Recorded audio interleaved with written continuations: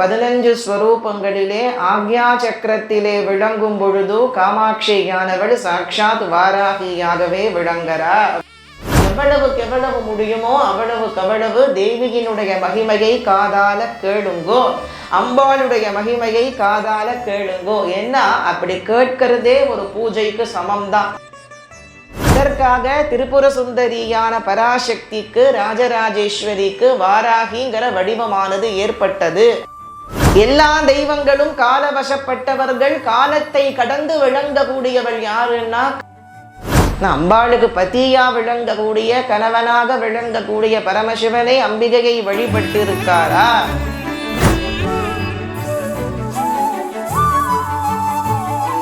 கஜானனம் பூதகணாதி சேவிதம் கவிதஜம்பு பலசார பக்ஷிதம் உமாசுதம் சோக விநாசகாரணம் நமாமி விக்னேஸ்வர பாத பங்கஜம்.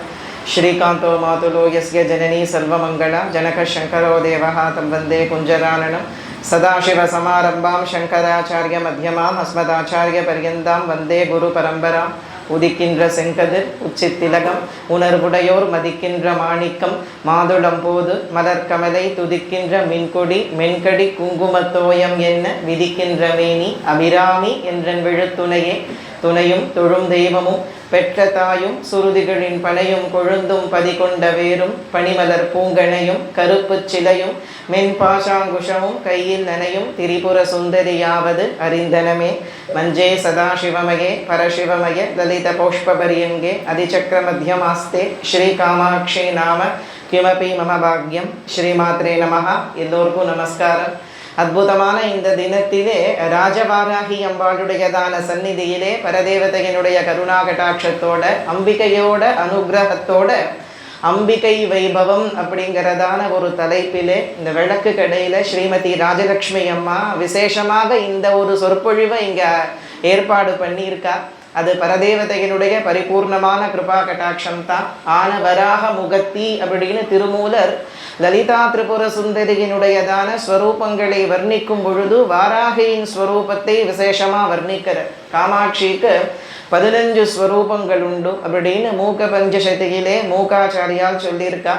அந்த 15 ஸ்வரூபங்களிலே ஆக்ஞா சக்கரத்திலே விளங்கும் பொழுது காமாட்சியானவள் சாட்சாத் வாராகியாகவே விளங்குறா அப்படிங்கிறது. தாடுதரிப்பு பரிபட்டன பயஹரண நிபுண ஹல முசலா புரோடபதி பீஷணுகி கிரீடசி ஜகதி துவமேவ காமாட்சி.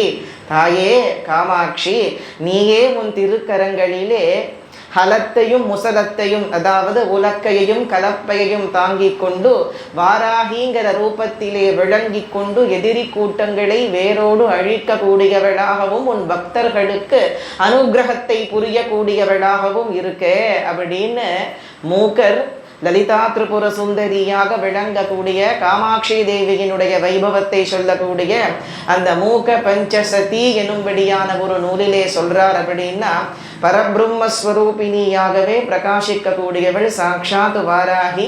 அந்த காமாட்சியே காஞ்சி கஷேத்திரத்திலே பிரகாசிக்கக்கூடிய ஜெகன்மாதாவான திரிபுர சுந்தரியே மகாவாராகிங்கிற ஸ்வரூபத்திலே விளங்குறாம். அந்த தேவியின் மகிமையை சொல்வதற்கு 1000 நாவுடைய ஆதிசேஷனாலையும் முடியாது அப்படிங்கிறது. ஏன்னா துர்வாச மகரிஷி சொல்ற மாதஸ்தே மகிமா வக்தும் சிவே நாம் அபி சக்யதே. அம்மா, உன் பெருமையை சொல்வதற்கு பரமசிவனாலும் முடியாது அப்படிங்கிற. அப்படின்னா அந்த பராசக்திக்கு பதியாக விளங்கக்கூடிய பரமசிவனாலேயே தேவியினுடைய மகிமையை சொல்ல முடியாது அப்படின்னா பாமர மக்களாலே எப்படி தேவியின் மகிமையை சொல்ல முடியும்? அதனால நாம செய்ய வேண்டியது என்னன்னா அந்த அம்பாளுடைய பாதார விந்தத்தை சரணாகதி பண்ணுறது அப்படிங்கிறது தான். நவராத்திரியிலே எல்லோருக்கும் தெரியாத, ரொம்ப பிராபல்யமாக இல்லாத, இப்பொழுது கொஞ்சம் பிராபல்யமா இருக்கு ஆஷாட நவராத்திரி அப்படிங்கிற இந்த ஆனி மாசத்திலே வரக்கூடியதான 9 தினங்களிலே மகாவாராகியான அம்பிகையை வழிபட வேண்டியது விசேஷம் அப்படிங்கிறத சாஸ்திரங்கள் எல்லாம் சொல்லுறது. அதாவது இந்த 9 தினங்களுமே மகாவாராகியாக தண்டநாயிகா அப்படின்னு அந்த தேவிக்கு நாம, வாராகிக்கு தண்டநாதா அப்படிங்கிறதான முக்கியமான ஒரு நாமமானது உண்டு. லலிதா மகா திரிபுர சுந்தரியாக விளங்கக்கூடிய காமாட்சி பரதேவதையினுடைய சேனாதிபதியாக அதாவது சேனாதிபதின்னு சொல்கிறாளே, அதுக்காக இவளும் அவளும் வேற வேறையான யோஜனையே பண்ண வேண்டாம். அம்பாளே தான் மந்திரினியாகவும் தனக்குத்தானே மந்திரியாகவும் தனக்குத்தானே சேனாபதியாகவும் அவளே தான் இருக்கா. ஒரு ராஜ்யத்தை நடத்தணும் அப்படின்னு சொன்னாக்க ஒரு ராஜாங்கம் இருக்குன்னா அதுக்கு மந்திரி வேணும், சேனாதிபதி வேணும் இல்லையா? அது இருந்தால் தானே எல்லாம் ஒழுங்காக நடக்கும்.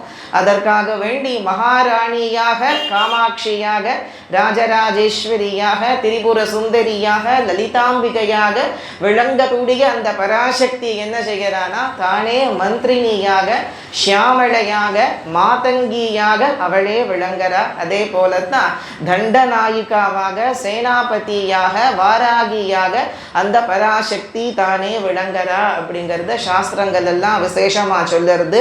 தண்டநாயிகாங்கிறதுனால நீதி தேவதையாகவே விளங்கக்கூடியவள் வாராகி. அதாவது ஏதாவது ஒரு தப்பு பண்ணினோம் அப்படின்னு சொன்னாக்க அதுக்கு உடனே தண்டனையானது உண்டு. ஏன்னா தாயார் எப்படிப்பட்டவள்னு கேட்டால் அன்போட மாத்திரம் இருக்கப்படாது இல்லையா, கண்டிப்போடையும் இருக்கக்கூடியவளாகத்தான் இருக்கணும். அந்த கண்டிப்பு இருந்தால் மாத்திரம்தான் குழந்தைகள் எப்படி இருப்பான்னு கேட்டாக்க நல்ல வழியிலே செல்வார்கள். அதற்காக வேண்டி கண்டிப்பு மிகுந்தவளாக விளங்கக்கூடியவள். அந்த காரணத்தினாலே பகவதியானவள் தண்டநாயிகாங்கிற ஸ்வரூபத்தோட தானே விளங்குறா அப்படிங்கிறது.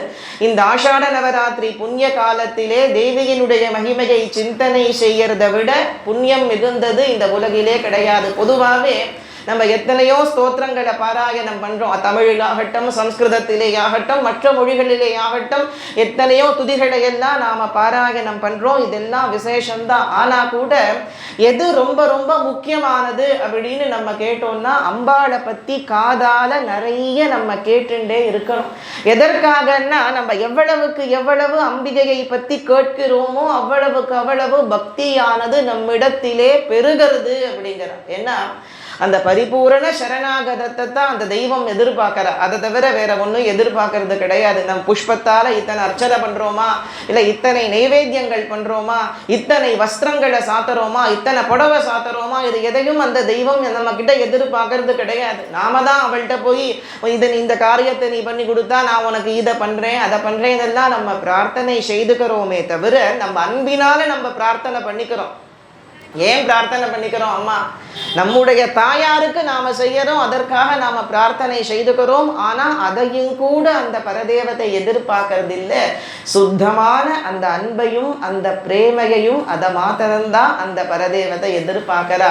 அந்த அன்பும் பிரேமையும் அந்த பக்தியும் எப்படி விருத்தியாகும், எப்படி அது வளரும் அப்படின்னா அந்த தேவியை பற்றி நிறைய நம்ம கேட்டுக்கொண்டே இருக்க வேண்டும். அவள் சரித்திரங்களை மறுபடி கேட்டு இருக்கணும். அப்படி கேட்க கேட்க கேட்க அந்த பராசக்தியினுடைய பாதார விந்தங்களிலே, பரதேவதையினுடைய பாதார விந்தங்களிலே பக்தியானது விருத்தி அடையும். அதனால தான் 9 விதமான பக்திகளிலே முதல் பக்தி ஸ்ரவணம். எவ்வளவுக்கு எவ்வளவு முடியுமோ அவ்வளவுக்கு அவ்வளவு தேவியினுடைய மகிமையை காதால கேளுங்கோ, அம்பாளுடைய மகிமையை காதால கேளுங்கோ. ஏன்னா அப்படி கேட்கிறதே ஒரு பூஜைக்கு சமம் தான். அதனால தான் விசேஷமான இந்த ஆஷாட நவராத்திரியிலே நவமி திதியிலே இந்த இடத்திலே அந்த அம்பாளுடைய வைபவத்தை சொல்லும்படியான ஒரு விஷயம் ஏற்பாடு ஆகி இருக்குன்னா அது அந்த பரதேவதையினுடைய உத்தரவே தவிர வேறொன்னு கிடையாது.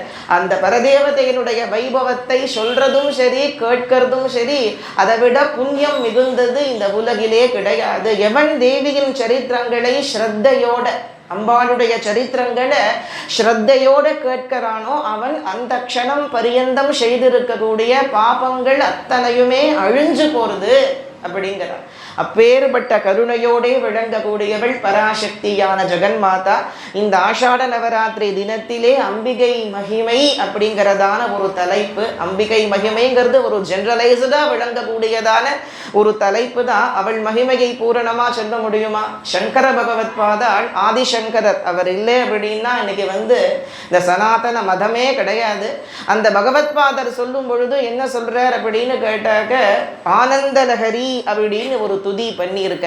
அந்த ஆனந்தலஹரியிலே அம்பிகையை கண்டு பவானி அப்படிங்கிற ஆரம்பிக்கிறது அந்த ஸ்தோத்திரம். பவானி துவாம் வந்தே அப்படின்னு அந்த ஸ்துதியிலே அம்மா உன் பெருமையை 4 முகத்தோடே விளங்கக்கூடிய பிரம்மாவினால் சொல்ல முடியல அம்பாளை பார்த்து சொல்றார், இதை காஞ்சி க்ஷேத்திரத்திலே காமாட்சி தேவியினுடைய சந்நிதியிலே பண்ணினார் அப்படின்னு ஒரு ஐதிஹ்யமானது உண்டு. சௌந்தர்ய லகரின்னு எப்படி ஒரு கிரந்தம் பண்ணி இருக்காரோ அதே போல ஆனந்த லகரின்னு 20 ஸ்தோத்திரம், அது தனி ஒரு நூல். அது அந்த ஆனந்த லகரியானது ரொம்ப விசேஷமானது, ஆனந்த அலையம். ஏன்னா அம்பிகையின் பாதங்களை பிடிச்சுன்னு இருக்கிறவாளுக்கு எந்த விதமான குறையும் ஏற்படாது. ஆனந்த அலையானது அவர்களிடத்திலே பெருகும். அப்படிங்கிறதுனால தான் அந்த நூலுக்கே ஆனந்த லஹரி அப்படிங்கிறதான ஒரு நாமம். அதில் சொல்ற, அம்மா பவானி, உன்னுடையதான பெருமையை 4 முகத்தோடே விளங்கக்கூடிய பிரம்மாவினாலே பூரணமாக சொல்ல முடியல. 5 முகத்தோடே விளங்கக்கூடிய உனக்கு கணவனாக விளங்கக்கூடிய பரமசிவனாலையும் பூரணமாக சொல்ல முடியல. 6 முகத்தோடே விளங்கக்கூடிய உன்னுடைய பிள்ளையான முருகனாலையும் சுப்பிரமணிய சுவாமினாலையும் பூரணமாக சொல்ல முடியல. 1000 தலையோடே விளங்கக்கூடிய ஆதிசேஷனாலையும் உன்னுடைய மகிமை பூரணமா சொல்ல முடியலன்னா ஒரே ஒரு முகத்தை வச்சிருந்து தாயே பவானி உன் மகிமையை நான் என்னன்னு சொல்ல முடியும் அப்படின்னு கேட்கிறார். அதனால அப்பேற்பட்ட அளவு கடந்த ஒரு மகிமையை கொண்டவள் பராசக்தி. அந்த பரதேவதைய நாம நினைக்க நினைக்க நினைக்க நினைக்க அந்த ஆனந்தமானது நமக்குள்ள பெருகும். அதுதான் அந்த பரதேவதையினுடைய கருணை. எதற்காக அம்பாளுக்கு வாராகி அப்படிங்கிறதான ஒரு நாமமானது வந்தது, இந்த வடிவமானது எப்படி வந்தது? என்னாக்க அபிராமி அந்தாதியிலையும் பார்த்தாக்க வராகியாக பட்டர் அபிராமி அம்பால சொல்ற, நாயகி நான்முகி நாராயணி கை நளின பஞ்ச சாயகி சாம்பவி சங்கரி சாமளை சாதி நச்சு வாயகி மாலினி வாராகி சூலினி மாதங்கி என்று ஆய கியாதி உடையாள் சரணம் அரண் நமக்கே. இதுல அம்பாள வாராகியாவே 50வது செய்யுள்ளையும் சொல்றார். மறுபடியும் பார்த்தோம் சொன்னாக்க பைரவி பஞ்சமி பாஷாங்குஷை பஞ்சபாணி வஞ்சர் உயிர் அவி உண்ணும் உயர் சண்டி காளி ஒளிரும் கலா வைரவி மண்டலி மாலினி சூலி வாராகி என்றே செய்ரவி நான் மறை சேர் திருநாமங்கள் செப்புவரே. 4 வேதங்களிலேயுமே விளங்கக்கூடியதான இந்த வாராகிங்கிற நாமா வேதத்திலையுமே உண்டு. உபனிஷத்திலே பார்த்தோன்னு சொன்னாக்க அப்படி அம்பாள் மகாவாராகியாக விளங்குறாங்கிறத பகுவருச்ச உபனிஷத்திலேயும் விளங்குறது. தமிழிலே விளங்கும் நூல்களிலே மட்டுமல்ல, வடமொழியிலே விளங்கக்கூடிய கிரந்தங்களிலே வேதங்களிலேயும் அம்பிகை வாராகியாக விளங்குவதை விசேஷமாக சொல்லியிருக்கா. அப்படி அந்த பராசக்தியான அபிராம சுந்தரியே திருக்கடையூர் க்ஷேத்திரத்திலே வாராகியின் வடிவாக விளங்கதான் ஒரு ஐதிஹ்யமானது உண்டு. திருக்கடையூரிலே அம்பாள் வாராகி ரூபத்திலே பிரகாசிக்கிறா அப்படிங்கும்படியான ஒரு ஐதிஹ்யமும் உண்டு.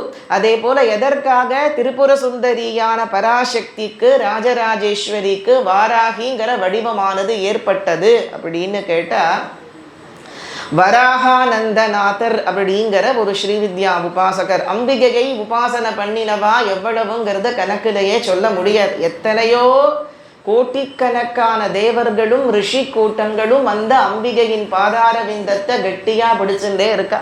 ஒரு க்ஷணமாவது அந்த பரதேவதையினுடைய தரிசனம் நமக்கு கிடைக்காதான 33 தேவர்களும் திரிமூர்த்திகளும் கூட, பிரம்மா விஷ்ணு ருத்ரன்னு நாம சொல்றோமே மும்மூர்த்திகள், அந்த மும்மூர்த்திகளும் கூட பராசக்தியினுடைய பாதார விந்தத்தை தியானம் செய்து கொண்டிருக்கிறார்கள் அப்படின்னு சொன்னாக்க அந்த பரதேவதையினுடைய மகிமை எப்படிப்பட்டது. அதனால தான் அபிராமி பட்டர் சொல்லுவர் விசேஷமாக அந்த பரதேவதையை ஆதித்தன் அம்புலி அங்கி குபேரன் அமரர் தங்கோன் போதிரு பிரமன் புராரி முராரி பொதியமுனி காதி பொறுபட்டை கந்தன் கணபதி காமன் முதல் சாதித்த புண்ணியர் எண்ணிலர் போற்றுவர் தையலையே அப்படின்னு இந்த 12 பேர் சொல்றாரு இல்லையா. அபிராமி அந்தாதியினுடையதான ஒவ்வொரு செய்யுளுமே நம்ம ஆழ்ந்து அதனுடைய அர்த்தத்தை தெரிஞ்சுக்க வேண்டியது. ஒரு சாதாரண ஒரு நூல் கிடையாது. அபிராமி அந்தாதியில் இல்லாதது ஒண்ணுமே கிடையாது. இந்த அபிராமி அந்தாதியை நாள் தவறாம பாராயணம் பண்ணிண்டு வந்தாலே இந்த உலகிலே வாழ்வதற்கு எல்லா விதமான சௌபாகியங்கள் தெய்வங்களும் மறுமையில் முக்தியும் நமக்கு தானாகவே ஏற்படும். நம்ம அந்த முக்தியை தேடியோ ஞானத்தை தேடியோ எந்த இடத்துக்கும் போக வேண்டிய அவசியம் கிடையாது. எதையுமே நம்ம உடலை வருத்தி கொண்டு செய்ய வேண்டிய அவசியம் இல்லை. அபிராமி அந்தாதிங்கிற அந்த நூல் ஒன்றை கெட்டியா பிடிச்சுண்டா போறோம். இது போல நிறைய நூல்கள் உண்டு. ஆனாலும் இந்த அபிராமி அந்தாதி தனித்துவமானது. அம்பாளை ஈர்த்து ஆகர்ஷணம் பண்ணி கொண்டு வந்து நிறுத்தக்கூடிய சக்தி அந்த அபிராமி அந்தாதிக்கு உண்டு. அந்த அபிராமி அந்தாதியினால தானே தை அமாவாசை, அந்த அமாவாசை அன்னைக்கு பௌர்ணமியை காட்டின ஒரு நூல் எதுன்னா அபிராமி அந்தாதி தான். நடக்குமா? அதாவது எல்லா தெய்வங்களுமே காலவசப்பட்டவை தான். இது தேவி பாகவதத்திலே விளங்குறது. அம்பாள் எல்லா தெய்வங்களுக்கும் மேலாக விளங்கக்கூடியவள், தெய்வங்களுக்கெல்லாம் தெய்வமாக விளங்கக்கூடியவள் பராசக்தியான் அம்பிகை ஒருத்தியே. ஏன்னா அவள் காலத்தை கடந்தவள். எல்லா தெய்வங்களும் காலவசப்பட்டவர்கள், காலத்தை கடந்து விளங்கக்கூடியவள் யாருன்னா காமாட்சி. அதனால தான் சந்திரனையும் சூரியனையும் 2 காது தாட்டங்கங்களாக தோடுகளாக தாட்டங்க யுகலீபூத தபனோட்டுப மண்டலா அப்படின்னு சந்திரனையும் சூரியனையும் காது தாட்டங்கமா போட்டுருக்க. அதனால காலம் அவள் வசத்தில். இந்த காலம் எல்லாரையுமே முழுங்கிடும். ஆனா அந்த காலத்தையே முழுங்கக்கூடியவள் யாருன்னா பராசக்தி. அதனால தான் அந்த பரதேவதைக்கு மேல வேற ஒண்ணுமே கிடையாது. அந்த பராசக்தியான அம்பிகையை எத்தனையோ கோட்டிக்கணக்கான ரிஷி கூட்டங்களும் தேவர்களும் உபாசனை பண்ணி கொண்டு ஆராதனை செய்து கொண்டு விளங்குகிறார்கள். அந்த பராசக்தியை 12 பேர் ரொம்ப விசேஷமாக உபாசனை செய்திருக்கா அப்படிங்கிறத சாஸ்திரங்கள்ல சொல்லியிருக்கு. அந்த 12 பேர் யாருங்கிறத தான் பட்டர் சொல்லர். ஆதித்தன், முதல்ல சூரிய பகவான்.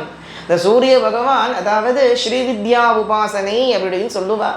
அந்த ஸ்ரீவித்யா உபாசனைங்கிறது எல்லா உபாசனைகளுக்கும் மேம்பட்டு விளங்கக்கூடியது. திரிபுர சுந்தரியான லலிதா பரமேஸ்வரியான அம்பிகையை உணர்வதற்கான, அந்த பராசக்தியை உணர்வதற்கான ஒரு வழிபாடு ஸ்ரீவித்யா உபாசனை. ஆழமான தாற்பயங்கள் அதற்குள்ள நம்ம போக வேண்டாம். அந்த ஸ்ரீவித்யா உபாசனையே பண்ணினவா யாருன்னா நிறைய பேர் பண்ணியிருக்கா. தேவர்கள்லயே நிறைய தேவர்கள் அம்பாளை உபாசனை பண்ணியிருக்கா. ரிஷிகள்ல அத்ரி முனிவர், பிருகு, குத்சர், வசிஷ்டர், கௌதமர், விஸ்வாமித்ரர், பரத்வாஜன் ரிஷி கூட்டங்கள் எல்லோரும் உபாசனை பண்ணியிருக்கா. கணக்கிலேயே சொல்ல முடியாது.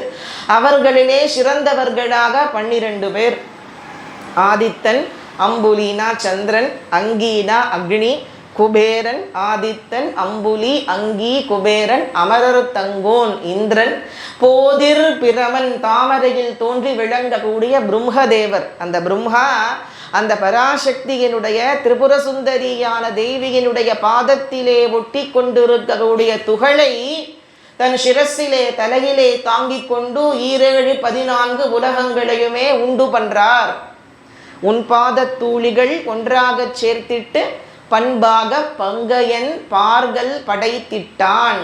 தனியாம்சும் பாம்சும் தவச்சரண பங்கேருகபவம் விரிஞ்சிறு சஞ்சின்வன்னு விரச்சயதி லோகான விகலம். சௌந்தரிய லகரி. அந்த பராசக்தியோட பாதத்திலே ஒட்டி கொண்டிருக்கக்கூடிய இந்த தாமரையில் மகரந்தங்கள் எப்படி ஒட்டின்னு இருக்கோ அது மாதிரி தேவியினுடைய பாதத்திலே ஒட்டி கொண்டு இருக்கக்கூடிய தூசுகளை எல்லாம் சேகரித்து வச்சுட்டு தான் 14 புவனங்களையும் சாட்சாத் பிரம்மதேவர் உற்பத்தி பண்ணினார் அப்படிங்கிறது. அந்த பராசக்தியினுடைய பிரசாதத்தால்தான் பிரம்மா சிருஷ்டியை பண்றார், உலகத்தை எல்லாம் படைக்கிறார். தேவியினுடைய அனுகிரகம் இல்லைன்னு சொன்னாக அசையறதுக்கு கூட முடியாது. சிவசக்தியா யுக்தோ யதி பவதி சக்தः பிரபவித்தும் நச்சே தேவம் தேவோ நகலோ குஷலஹா ஸ்பந்தித்தும் அபி. சக்தியோடு சிவன் சேர்ந்து உலகு ஈன்றனன், சக்தியின்றி சிவன் சற்றும் அசைவனோ அப்படிங்கிறார்.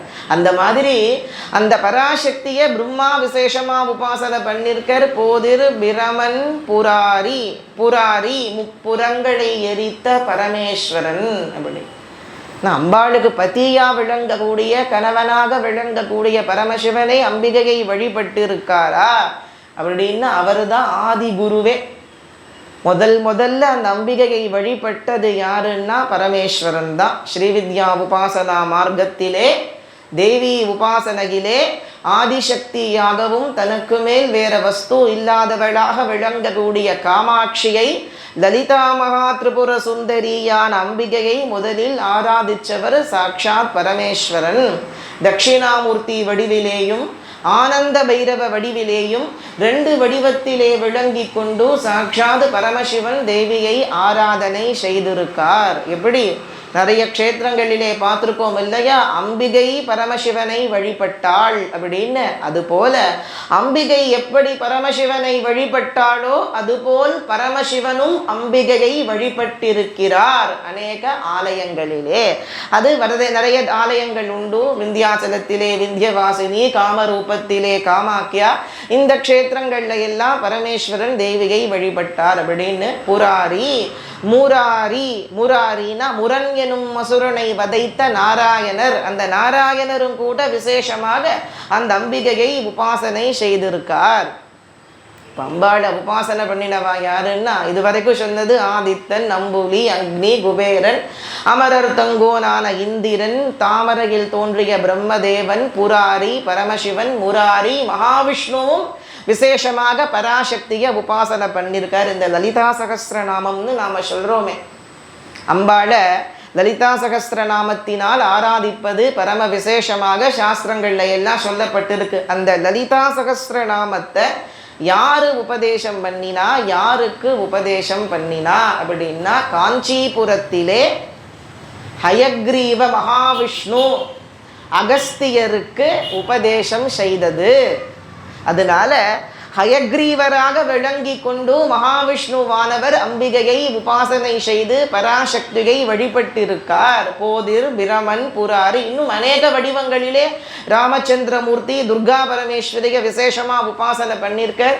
இங்க ராஜவாராகி துர்கா பரமேஸ்வரியா இன்னைக்கு அனுகிரகம் பண்ணிட்டு இருக்கா. 8 கையில அஷ்டவு புஜாங்கி மகிஷஸ்ய மர்தினி அப்படின்னு மகிஷாசுர மர்தினியாக ஜெகன்மாதாவாகப்பட்டவள் துர்கா பரமேஸ்வரியினுடைய திருக்கோலத்திலே விளங்கி கொண்டு நமக்கெல்லாம் அனுகிரகத்தை செய்து கொண்டு அருள் பாலிச்சுருக்கா பரதேவதையானவள். அப்படி அந்த பராசக்தியை ராமச்சந்திரமூர்த்தி ராவணனை சம்ஹரிக்கிறதுக்காக துர்கைய உபாசனை பண்ணியிருக்கார். ஆனா இது எல்லோருக்கும் தெரிஞ்சது. தேவி பாகவதத்திலே, இந்த தேவி புராணத்திலே எல்லாம் ராமச்சந்திரமூர்த்தி ஆகப்பட்டவர் எப்படி துர்கைய உபாசனை பண்ணினார் அப்படின்னு. வாராகிய உபாசனை பண்ணினாருங்கிறது தெரியுமோன்னு அதை பின்னாடி பார்ப்போம். ஏன்னாக்க இது வாராகி நவராத்திரி இல்லையா, ராமச்சந்திரமூர்த்தி எப்படி வாராகிய உபாசனை பண்ணினார் அப்படிங்கிறது. அப்படி போதிர், பிரமன், புராரி, முராரி, புதிய முனி, அகத்தியர், காதி, பொறுபடை, கந்தன், சுப்பிரமணியர், முருகன் அம்பிகையை உபாசனை பண்ணி அம்பிகையின் அருளாலத்தானே வேல் வாங்கி, சிக்கலிலே வேல் வாங்கி செந்தூரிலே சம்ஹாரம் நாம சொல்றோமே.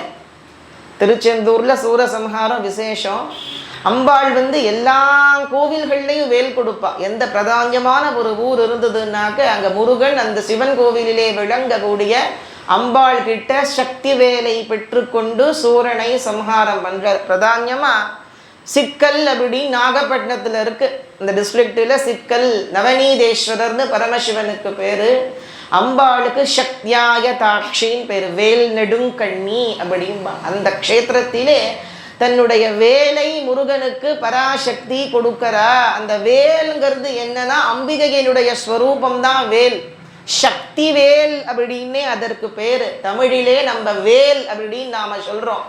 சமஸ்கிருதத்திலே பார்த்தா சக்தி, சக்தியாயுதம், அந்த ஆயுதத்தின் பேரே சக்தி தான். அப்போ அந்த வேலை யாரு கொடுத்தான்னு கேட்டா கொடுத்தது அம்பாள். அந்த வேல் என்னதுன்னா பராசக்தியினுடைய ஸ்வரூபம். அந்த பராசக்தியினுடைய வடிவமாக விளங்கக்கூடிய வேல் தான் திருச்செந்தூரிலே சூரபத்மனை சம்ஹாரம் பண்ணித்து.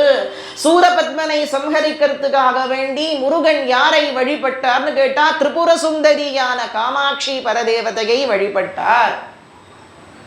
காதி, பொறுபடை, கந்தன், ஏதோ அபிராமி பட்டர் சும்மா ஒரு 12 பேரை கொடுக்கணும்னு எல்லாம் கொடுக்கல. அபிராமி அந்தாதியில இல்லாத விஷயமே கிடையாது. அதுதான் சௌந்தரிய லகரி மனப்பாடம் பண்ணணும், பாராயணம் பண்ணணுங்கிறது அவசியம் இல்லை. லலிதா சகஸ்ரநாமத்தை கண்டிப்பா தெரிஞ்சுட்டு தான் ஆகணும் அப்படிங்கிறது அவசியம் இல்லை. அபிராமி அந்தாதி ஒன்று தெரிஞ்சுது அப்படின்னு சொன்னாலே அந்த அபிராமி அந்தாதியில் இல்லாத விஷயம், அதாவது ரொம்ப எளிமையாகவும் அபிராமி அந்தாதிக்கு பொருள் சொல்ல முடியும், ரொம்ப கடினமாகவும் பொருள் சொல்ல முடியும். அபிராமி அந்தாதிக்கு ரொம்ப ஆழமான சித்தாந்தத்தில் போய் அதி ஆழத்தில் அலசியும் அதற்கு பொருள் சொல்ல முடியும். அதே சமயம் ரொம்ப எளிமையாகவும் பொருள் சொல்ல முடியும். ரெண்டுமே அந்த அபிராமி அந்தாதிக்கு பொருந்தும்னா அந்த அபிராமி பட்டருக்கு, சுப்பிரமணிய பட்டருக்கு எப்பேற்பட்ட ஒரு ஞானத்தை அந்த அபிராமி அம்பாள் அனுகிரகம் பண்ணியிருக்கா. பேர்பட்டதான ஒரு அந்தாதி அபிராமி அம்மை பதிகமும் அப்படித்தான். மருந்தினும் நயந்த சொல் பைங்கிழி வராகி அப்படிங்கிறார் அபிராமிய. மருந்தினும் நயந்த சொல், அது அமிர்தத்தை விட, மருந்துன்னா நம்ம சாப்பிட்ற மருந்து இல்லை, அமிர்தம்னு அர்த்தம். அந்த பராசக்தியினுடைய வாக்கு எப்படி இருக்கா, அமிர்தத்தை விட இனிமையா இருக்கா. ஏன்னா பட்டர் கேட்டிருக்காரு சுப்பிரமணியம் அப்படின்னு அந்த பரதேவத்தை கூப்பிடுறத 79வது செய்யுளிலே அந்த அரிகண்டம் பாடும் பொழுது ஒவ்வொரு கயரா அறுத்துண்டு வர அபிராமி அந்தாதிய ஒரு செய்யுளை பாடி பாடி 79வது கயிறை அறுக்கணும். அப்போ சுப்பிரமணியம் நில் அப்படின்னு அந்த நேரத்திலே அம்பிகையானவள் தோன்றி தை அமாவாசை அன்னைக்கு பௌர்ணமிய உண்டு பண்ணி உனக்காக இவ்விடத்தில் இரவை வரவழைத்தோம், மேற்கொண்டு அந்தாதிகை பாடி நிறைவு செய்வாயாக அப்படின்னு அந்த அமிர்தம் மாதிரியான வச்சனத்தை அவர் காதால கேட்டிருக்காரு. ஏதோ அகஸ்மாத்தாலாம் சொல்லல, அம்பாளை பிரத்யக்ஷமாக தரிசனம் பண்ணி அம்பிகையை உணர்ந்து அவள் வாக்கை தன் திருச்செவிகளிலே கேட்டு அம்பாளுடைய வாக்கு எப்படி இருக்கும் அப்படிங்கிறதை அபிராமி பட்டர் தன் திருச்செவிகளிலே கேட்டார். மருந்தினும் நயந்த சொல் பைங்கிழி வராகி அப்படிங்கிற அபிராமிய. க்ஷேத்திரத்திலே வாராகியாகவும் இருக்கா, பாலா திரிபுர சுந்தரியாகவும் இருக்கா. அபிராமி அந்தாதியிலே அத்தனை வித்யாரூபிணியாக தசமகா வித்யைகளாக எல்லா தேவதைகளுடைய ஐக்கிய பாவத்திலே விளங்கக்கூடியவளாக அபிராம சுந்தரி ஒருத்தியே பிரகாசிக்கிறாங்கிறது. அபிராமி அந்தாதியில் சொல்லாத விஷயமில்லே. காதி பொறுபடை கந்தன் கணபதிங்கிறார். மகா கணபதியுமே தேவியை உபாசிச்சவர் தானே, அம்பாளை உபாசனை பண்ணித்தானே பரமஸ்ரேயஸோடே மகா கணபதி விளங்குறார். கந்தன் கணபதி காமன் மன்மதன் முதல் சாதித்த புண்ணியர் எண்ணிலர். இவா 12 பேர் மாத்திரம்தான் இல்லை. ஆதித்தன், நம்புலி, அங்கி, குபேரன், அமரர் தங்கோல், போதிர், பிரமன், புராரி, முராரி, பொதியமுனி, காதி பொறுபடை கந்தன் கணபதி காமன் முதல் அவா தொடங்கி சாதித்த புண்ணியர் எண்ணிலர். எத்தனை பேருன்னு சொல்லவே முடியாது. அதாவது ஒரு 10 பேர்னா சொல்லலாம், 100 பேர்னா சொல்லலாம், 1000 பேர்னா சொல்லலாம், எத்தனை கோட்டிக்கணக்கான பேருன்னு சொல்லவே முடியாது. அத்தனை பேர்கள் அம்பிகையை உபாசனை பண்ணி தையல் நாயகின் பேரவளுக்கு சாதித்த புண்ணியர் எண்ணிலர் போற்றுவர் தையலையே.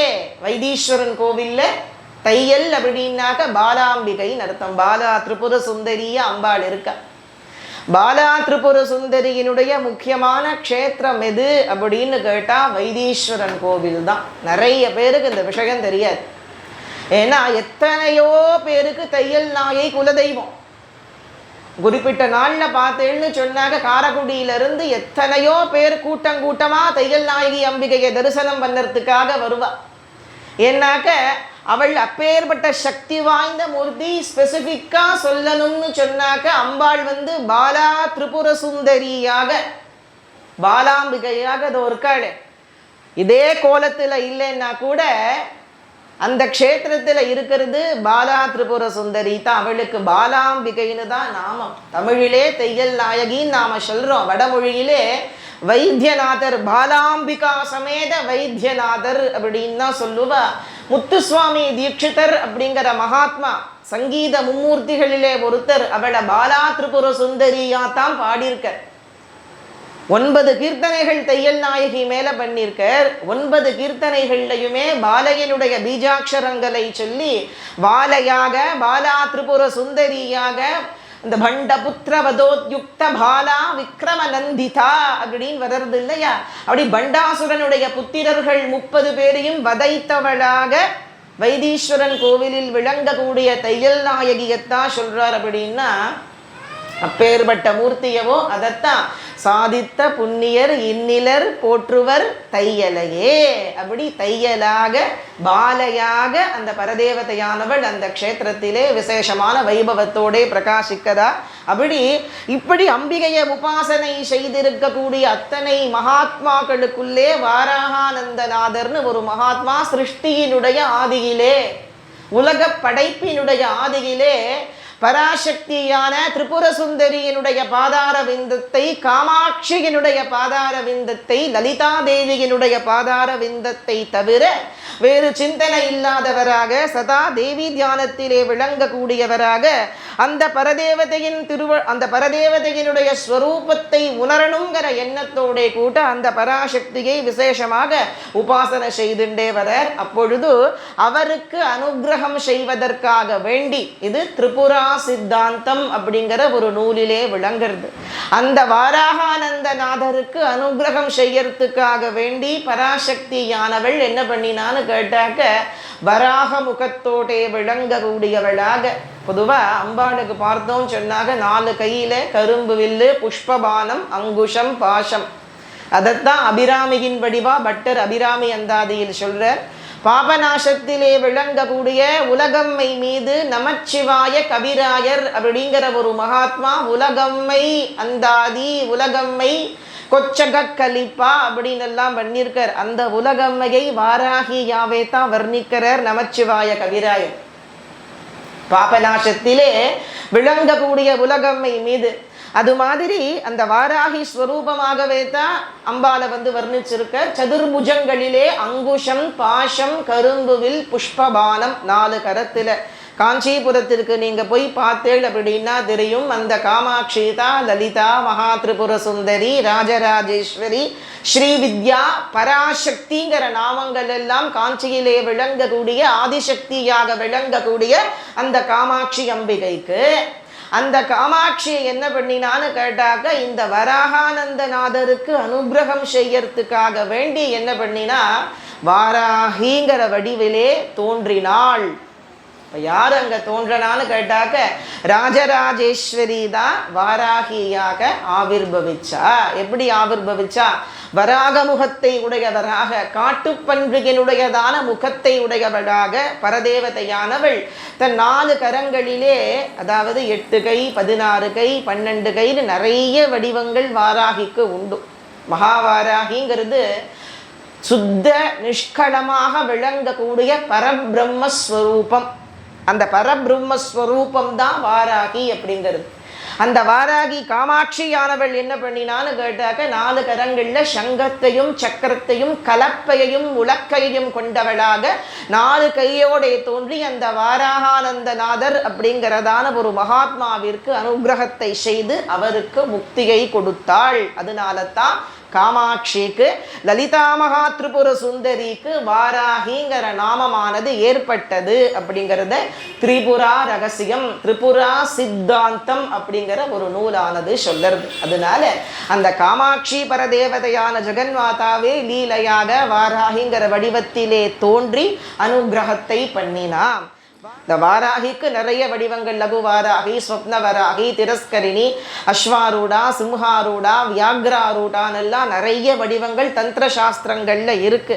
அத்தனை வாராகி மூர்த்தங்களுக்கும் தலைவி யார் அப்படின்னு கேட்டாக்க, ஆனா அம்பாள் என்ன கருணாமூர்த்தி பாருங்கோ, அவ வச்சுருக்கிற அம்பே புஷ்பத்தால் ஆன அம்பு.